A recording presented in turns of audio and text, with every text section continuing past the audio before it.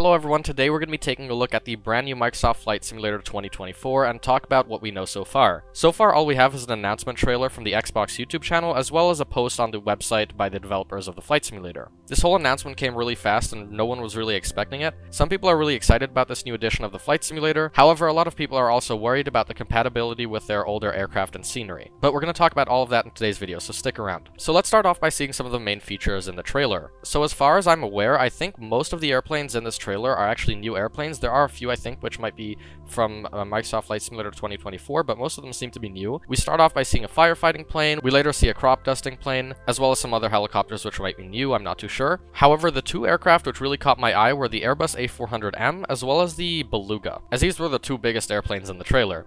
Now, the problem with aircraft that come with the simulator is that they're usually not so good. However, Microsoft Flight Simulator has been working with developers like AnyBuilds to make the Airbus A310, I think it was, for the game, which could mean that these aircraft are developed by some other studios which might be better at making airplanes. Now, something interesting is that AnyBuilds used to develop things for X-Plane before they moved to Microsoft Flight Simulator, and one of the last aircraft that they made for X-Plane was the Beluga. That being said, the Beluga that they made for X-Plane was the older one, the one that's based on, I think, the A300. And the one we can see in the trailer, I'm pretty sure, is the Beluga XL, which is based on the Airbus A330. Now, that doesn't mean that AnyBuilds did make this airplane or didn't make this airplane, but it could be an interesting sign. Throughout the entire trailer, what we're basically seeing is just missions, such as aerial firefighting, construction, crop dusting, VIP transport, and more. And the trailer doesn't really focus too much on anything else other than that. That being said, this is the first trailer we have, so that doesn't mean it's limited to the stuff we saw in this trailer, so we could expect more than just this. When it comes to graphics, it's kind of hard to tell if they've improved because they were already really good before. I assume that they did make things slightly better, but to my eyes, it just looks as great as it was before.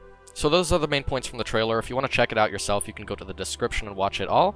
But as you can see, it's mostly focused around the new missions that will be in this simulator, which for some people might be lots of fun, and they actually do look like a lot of fun for me too. However, how technical and realistic these missions are going to be is currently unknown, of course, and I'd expect that they're not going to be super realistic, but they'll be definitely fun, I think, to play around with. And for people who don't really care about these kinds of missions, the simulator might seem kind of like a worthless update.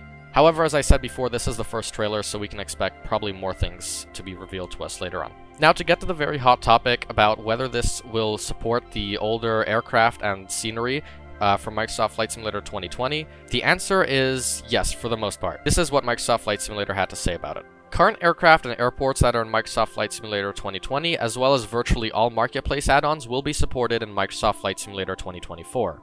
They also state that if you purchase something from the in-game marketplace, you won't have to buy it again for the new simulator.